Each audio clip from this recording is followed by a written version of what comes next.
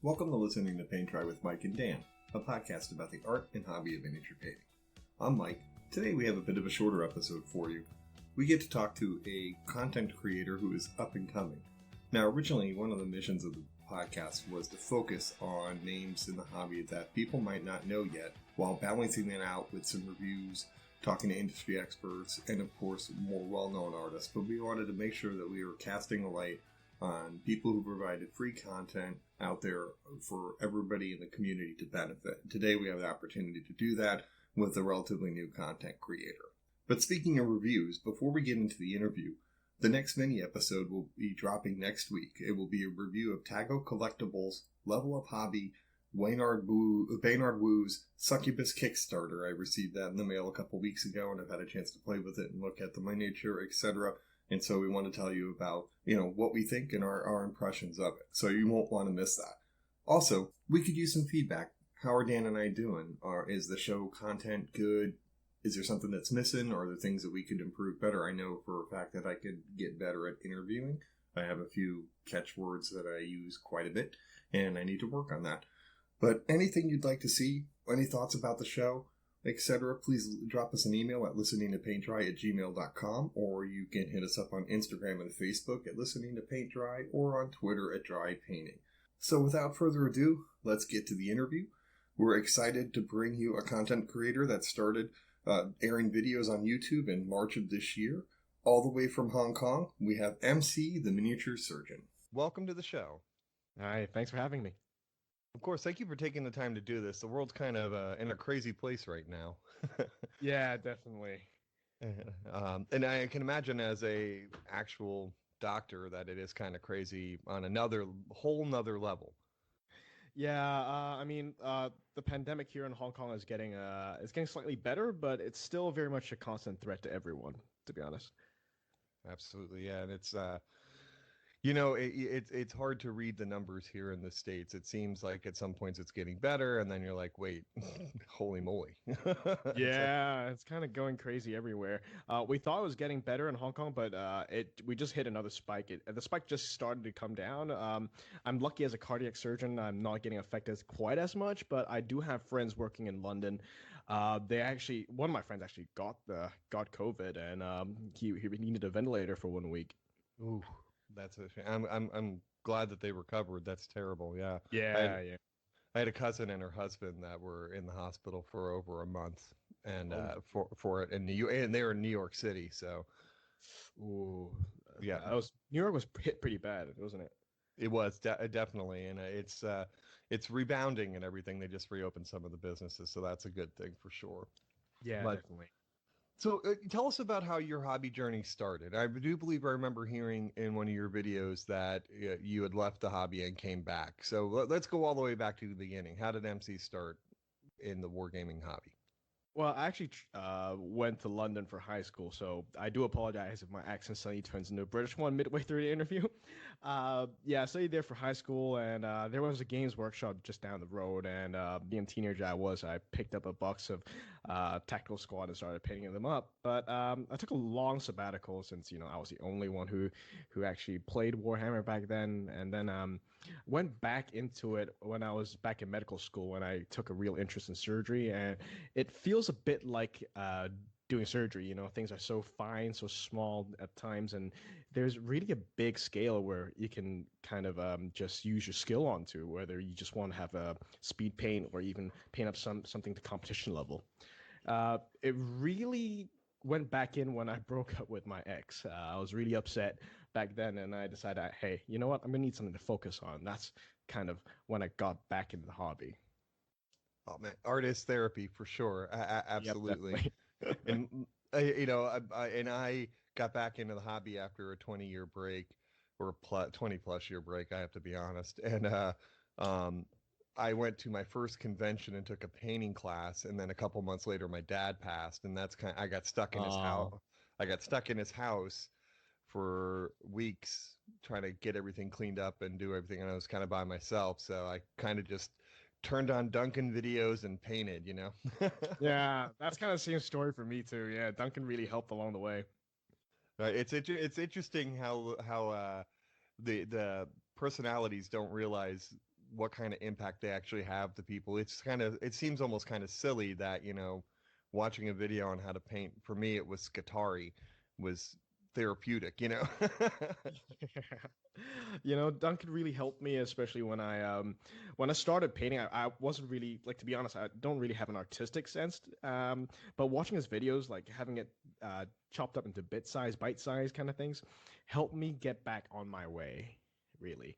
And yeah, that kind of helped me push on and got me to where I am today. That's fantastic. I do love your videos. I've enjoyed kind of the concept around them of the, things you didn't know when you first started painting. Where'd that kind of come from? How did that idea formulate for you? So it actually comes back. It's kind of funny because I went back into Warhammer because of my ex, but when I became a content creator now, I gotta hand it over to my then girlfriend and now fiance.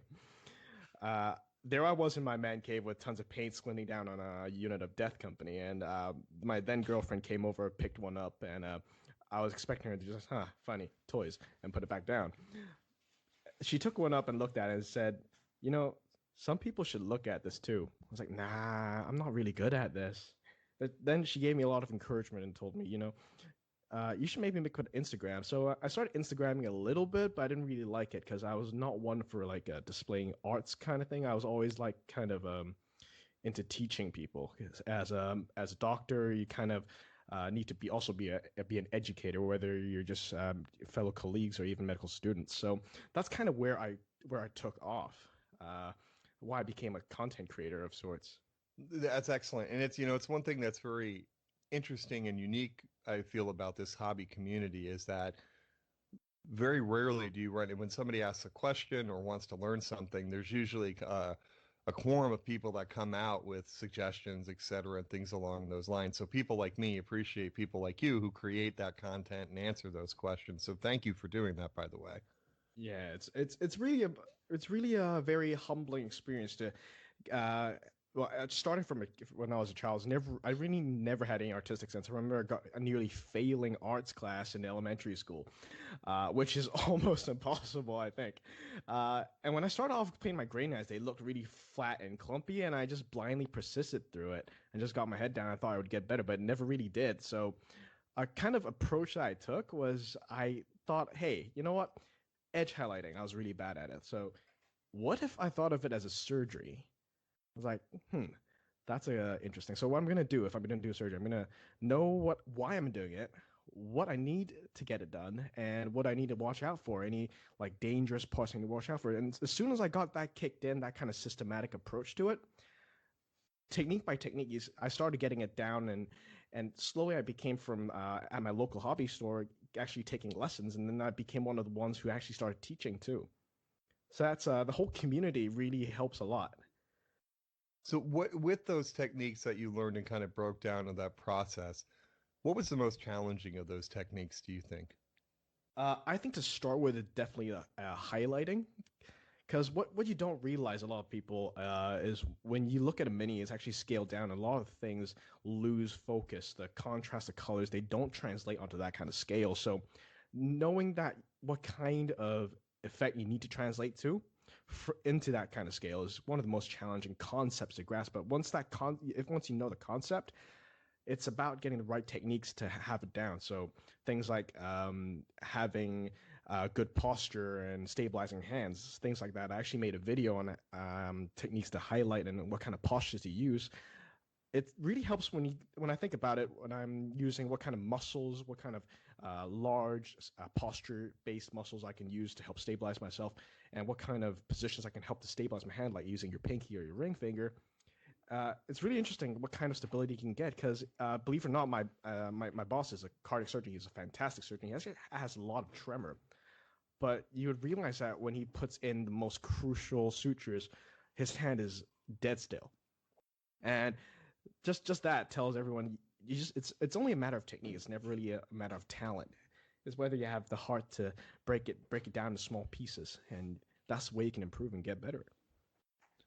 It's interesting too that's always a question. Something that I always see people talk about is fighting those tremors and stuff along those lines. Yeah. So yeah, and I know my hands shake a bit too, but it's that propping, putting yourself in the right position. Like, I think what you had suggested is, one hand on the miniature and the hand you're holding the miniature, and then you make contact with your other hand. Yeah. Right. Yep. Right. Absolutely. That actually, I will say that was something new for me, and that has helped a lot too. So I that's a specific thank you right there. Glad I helped. No problem. Is there a technique that you want to learn that you haven't really worked on yet? Wet blending, definitely. Wet blending is something that I can't really get my hands on. I mean, if you're talking about wet blending over like a terrain piece, yeah, sure, I can probably do that. But say wet blending on a particular panel, now I still haven't got that technique down yet. It's a tricky technique. I know for the longest period of time that I created mud when I tried to wet blend. Like I never got I never got a gradient. And I'll tell you that the two people that I took classes from, we have a convention where I live called the Nova Open, and I took a blending boot camp from a guy named Matt DiPietro. DiPietro, God, I say his name wrong all the time. DiPietro, and then a guy named Sam Lenz. Sam Lenz, yeah, I watched this video. Yeah, no kidding. I think it was on Tabletop Minion. Yeah, he does a lot of he has his own Patreon and YouTube channel now too. So they're both fantastic artists. And one of the tricks that they taught me was leaving a small gap between the colors. And then that's where you kind of you see all the one thing that always pisses me off when I watch videos is that you see artists put the color on the palette, they kind of swirl the brush, and they have this beautiful gradient across the palette, and you're like, wait a second, Yeah, you can never get that. It always turns gray. Exactly. But it's kind of the same concept with that leaving that little bit of gap actually helps increase. I won't say I'm an expert on wet blending or anything along those lines. I still have a ways to go on that. Right now I'm stuck on learning proper glazing, but that actually made my miniatures not look like mud. See, I'm going to try that. I never knew you should leave a gap between the two colors. I'm going to try that tonight. Right, and it's like, what is it? Light into, in the gap, you put light into the dark, wipe off the brush, and then go light into the dark and pull back again. It's kind of, it's one of those things that I can, like you said, it's easier to do it on much larger pieces, but if you're trying to wet blend like a Space Marine shoulder pad, it's a bit of a challenge. But what's the ultimate goal of the channel? Where do you kind of see yourself, let's say, at video 50? At video 50. That's kind of a hard question to answer. I just want to be part of the community that helped me through so much in my life. When I broke up with my ex, that was some really rough time, and soon after I started properly painting again, after I got the channel up, my father passed away too. So I got a lot of support from the community whether it be on YouTube and my local wargaming club. So I really want to be able to help my community. And actually, after starting the YouTube channel, the community helped me a lot because I look at all of my comments I get on YouTube, and there's stuff like, say, using white glue before you apply crackle paints. Apparently that will give you bigger crackles. I was like, oh, I didn't know that. And I tried that out. And it turns out it does give you much, much better crackles. And there's another guy who actually happens to be a dentist. In one of my highlight videos, I say, hey, you can use your pinky. But he says, hey, actually in dentist school, they teach you to use your ring finger. And I actually tried it out. Your ring finger is actually much more stable than your pinky.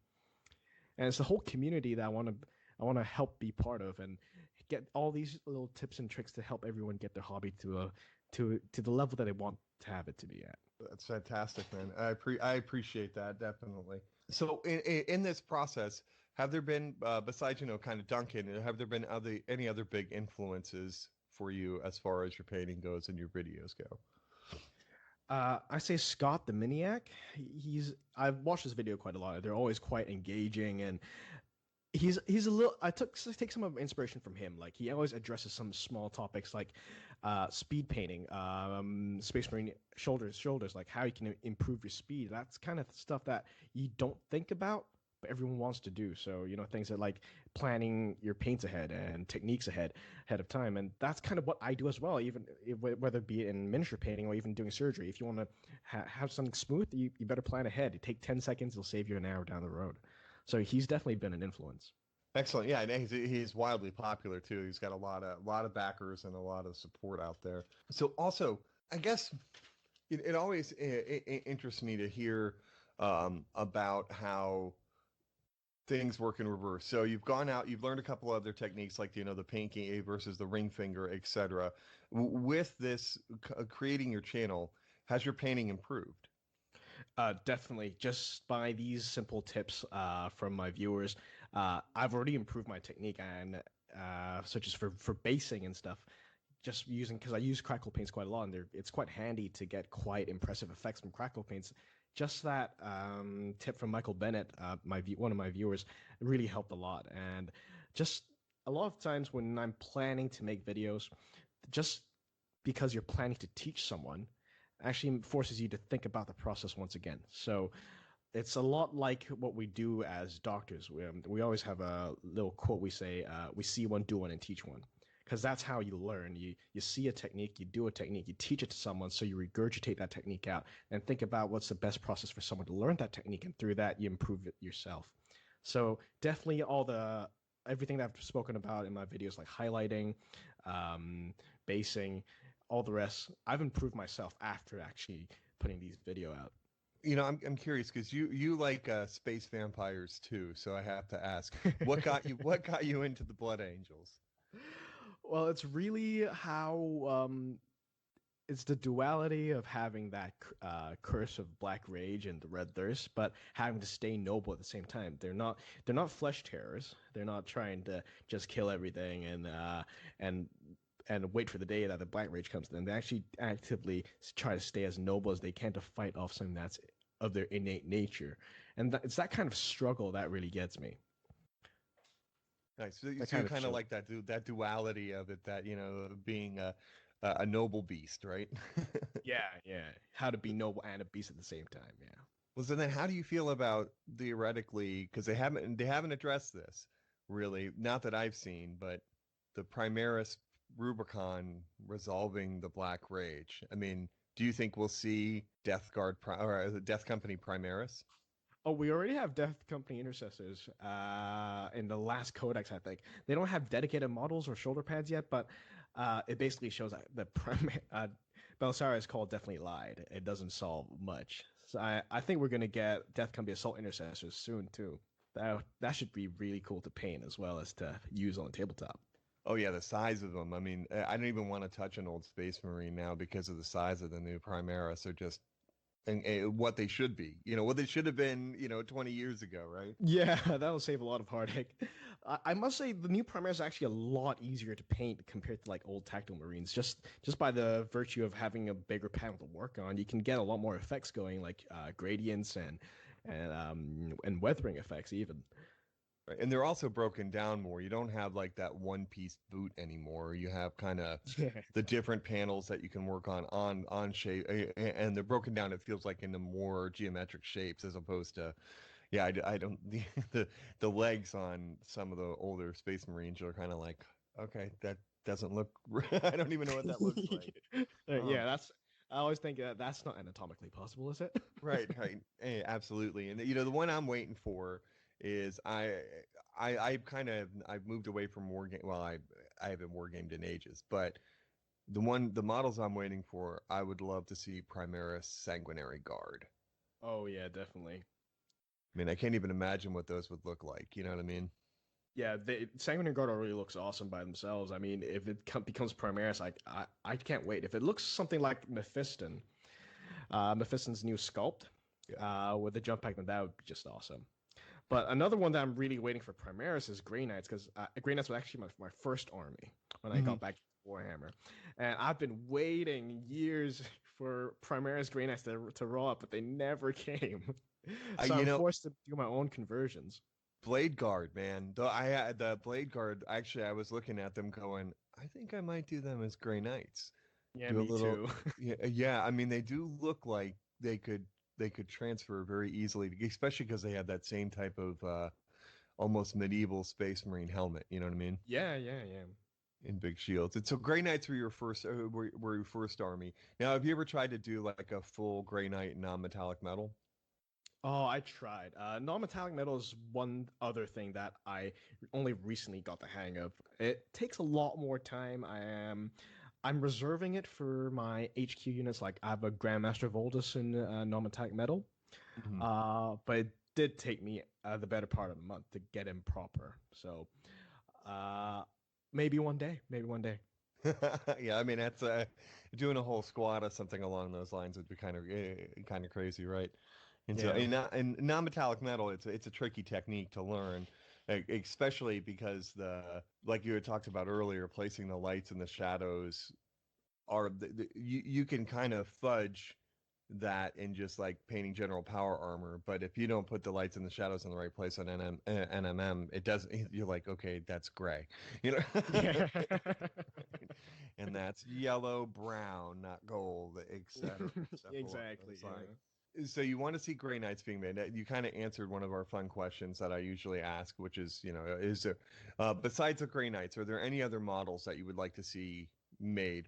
It doesn't have to be Games Workshop or anything. I typically use, my example is I would love to see miniatures from the Stephen King Dark Tower series Yeah.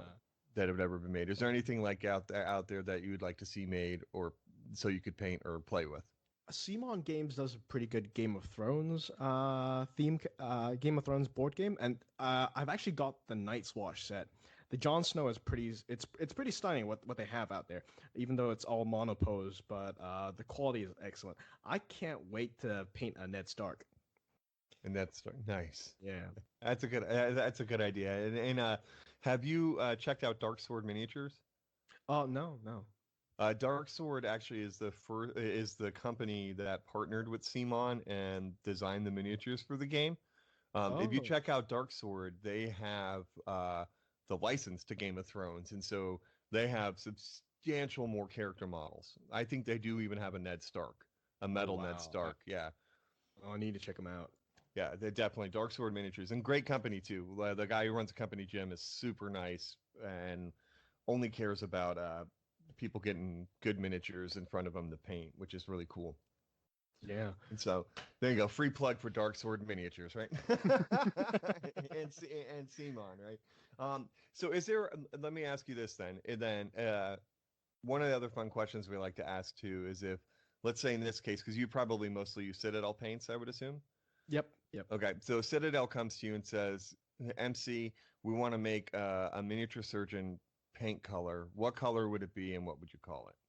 Wow, that is really difficult. I'd say I want a technical paint in dried blood. I'm gonna call it Surgeon's Regret. That sounds pretty good. That's fantastic. Nice. See, because what a lot of times I know Citadel has blood for the blood god. It just looks a bit for someone who works with a lot of blood. I literally just got off my last shift having treated a patient with a gunshot wound to the chest. Messy stuff. Blood doesn't Wow. generally look like that, especially when it's on a flat surface. So something that is a bit more oxidized, dried blood, actually gets a lot more character to the weapons and general weathering effect. I'm probably gonna do another video on how to do proper blood effects from a perspective of a surgeon, which should be quite interesting. Something a bit more brown is needed to make something look realistic. See, I don't, that's where I always ask the question is where, you know, realism and believability to align. I'm like, do we really want somebody's intestines that are pulled out to actually look like intestines? We Well, we're gonna have to ask the Death Guard players then. right. Oh, right, very true. That is an absolute fair point. So surgeon's regret, technical paint, drying blood. Sounds Yep. fantastic. Sounds absolutely fantastic. So, before one of the other things I wanted to ask you about, prior to, of course, the craziness of COVID, um, how is the hobby community in Hong Kong specifically? It's interesting to find out different areas. And so, like in Hong Kong, I know there are a few other YouTubers that are out there. How is the community there in Hong Kong? It's actually a very small community, I must be honest. There's like about 30 of us that regularly meet up and play and paint. there's actually just one single Games Workshop in Hong Kong. So it's a really tight knit community. We call each other by our first names, and we do each other even favors outside of wargaming. So I get a lot of medical consultations while I'm down there.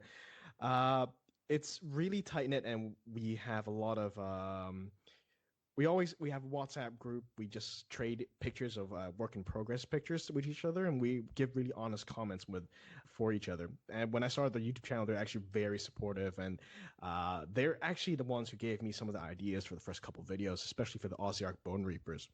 One of Basili, he's actually I think he's Italian mixed with I think his mom's Chinese. Anyway, he's the store manager there, and he's super helpful. Gives basically all these tips and helps me review the videos. So it's a small but great community, I gotta say. Well, that's fantastic. Yeah, it's always nice when, especially when you can push each other, right? You know, like get good comments and feedback, etc. That's fantastic. Also, you know, it's interesting too that it's smaller. It's Hong Kong, so there is a little bit probably more easier access to each other, just like in Europe they hop on a train and go from country to country. Here in the US it's kind of much different because we're all so spread out. Yeah, you probably need to drive to go to conventions and games. Yes, yeah, there's a lot of driving, a lot of flying, etc. But this year there wasn't because there hasn't been any convention. That's kind of failed now. Is there a scale modeler community in Hong Kong, or is that separate from any of the wargaming stuff? I know here in the U.S. those things are starting to blend together. I don't think there's a scale model community in Hong Kong just yet. Actually, pretty much everyone in the Warhammer community in Hong Kong right now, it's basically the only other miniature painting / wargaming community. So we talk about these things all the time as well. And it's great because everyone's super blunt. And they would say, I would post a picture and they'd say, hey, actually, you could do better by using, say, Vallejo paints for golds or whatever. And so we talk about basically everything that's accessible to us in terms of Warhammer and miniature painting. We talk about all of it in our same community. Oh, excellent. And now I know like here in the US we have a lot of different hobby stores and stuff, and so there's a place, I call it the mythical land of Fredericksburg near us for some odd reason. I live right outside Washington D.C., Mike, and for some odd reason it's only 30 to 40 minutes away, but I have no hobby stores besides a single GW. He's got like 5. And so I drive down there all the time. And so you get the opportunity to go from store to store to see, okay, this one carries scale 75, this one Vallejo. Do you have that? Lucky you. I was going to ask you, do you have multiple gaming stores, or is it just a Games Workshop in Hong Kong? Games Workshop, there's basically just one remaining store. There are some other small retailers, but they have quite limited stuff in them. Usually just Warhammer stuff and maybe some Vallejo paints, but that's pretty much it. One larger, I guess, model company is Tamiya, the Japanese store, because since we're also in Southeast Asia, people generally for model collecting, they collect Gundam and Tamiya, like military reenactment kind of models. Right. So that's a little bit more popular in this area. Okay, so you have like access. Do you have a place where you have like access to Tamiya paints and stuff like that? Yeah, Tamiya paints are very easy to find. There's tons of model shops carrying Tamiya paints, but if you're looking for things like scale model, Games Workshop stuff, Vallejo, it takes a little bit more effort to find it. Nice. Yeah, well, not nice. That sucks. I wish you had more access too. But it's funny here. That's the one thing in all those stores in this area is that their Tamiya collection is spotty at best. And you can find the paints, but you can't find the thinner. And then, it's like, Yeah, I know how that feels. Exactly. Yeah, because for me, if I wanna order like say a Basilisk, then it needs to be ordered all the way from London and Nottingham for it to come over. Right. Yeah, I imagine. Yeah, true. Even Games Workshop is starting to pull their Asian manufacturing. They're starting to do more and more in London, in England. Yeah. I think that's their whole goal is to be able to do it all in England. at some point in the future. But so is there a model? What is the next model on your desk to paint? Like, what are you getting excited about painting? I am painting up a conversion Judicar from the Indominus box set. I just swapped out the head because I didn't really like the Judicar from the Indominus. Has a weird bald head with a half covered, lower half the face covered in a mask, matching with the COVID situation, I suppose. But I took a Death Company Blood Angels helmet and just replaced it, and it looks much better. Oh yeah, that's one. That's one of those 99% models. Like it's an incredible model, and then you see the toad head, and you're like, Exactly. what were they thinking? Like even with that kind of design, they could have done a lot more with it. You know what I mean? Yeah, But yeah. that guy's unfortunate. Yeah, he's just got an early balding issue. Yeah, right. Because it's kind of a mix. It looks young, kind of toady, and it's bald, and you're like, Yeah. Right. Do I really want to paint this? And like, I'm gonna swap the head out. I'm not painting it. right. Even like a hooded head would have been, Yeah, like know, a true executioner. right. Exactly. That's what I thought was going to be a potential option for him, but not necessarily. And so our motto of our show is better, braver, happier. Is there any kind of final tips that you could give our listeners to becoming a better, braver, happier painter? Yeah, definitely. Think more about your. It's really easy to get stuck in with peer pressure and just going on Instagram, seeing all these beautiful models out there and feeling really frustrated. But what you don't know about other people who post things like these is they probably have spent a lot of time thinking and learning before they can get it there. Even someone as colorblind as I was can get to be a half decent painter than anyone can really. It just takes cutting it down into small digestible pieces, small techniques, one step at a time. Know what you want to get done and you'll get it there eventually. Well, fantastic. Thank you so much for joining us. I really appreciate you taking the time. I know your job is legit and it's kind of crazy. Yeah, a little bit. And so you can find MC the Miniature Surgeon on YouTube. Please make sure that you like, subscribe, and hit the bell for notifications so that way you know when he posts a new video. Dan and I would like to thank MC the Miniature Surgeon for joining us today. We appreciate him sharing his hobby journey. It's certainly a kind of a unique perspective of being a miniature painter and an actual surgeon. So he drops content on a regular basis, which is impressive considering the nature of his job. He's either fixing a gunshot wound or putting Space Marines together so they can inflict gunshot wounds on other tabletop players. Anyways, thank you so much again for joining us, MC. Go to his YouTube page, subscribe, like his videos, and also hit the bell for notifications when he drops future content. You can follow us at Instagram and Facebook at Listening to Paint Dry, as well as on Twitter at Dry Painting. You can also drop us an email at listeningtopaintdry@gmail.com. Please download us, like us, follow us, and hit us with a good review anywhere you get your favorite podcasts from. We're on over 150 platforms. And remember, you don't have to be a surgeon to become better, braver, and happier. But it's just pretty cool. Until next time. Listening to Paint Dry with Mike and Dan is a production of LTPTWMD. All rights reserved. No portion of this recording may be used without the express written consent of the host. The music is Death by a Thousand Questions by Springtide. Download from the Free Music Archive on a non-commercial attribution share-alike basis. All views and opinions expressed in the show are solely the views and opinions of the person who said them. All celebrity voices, if any, were impersonated and done so poorly.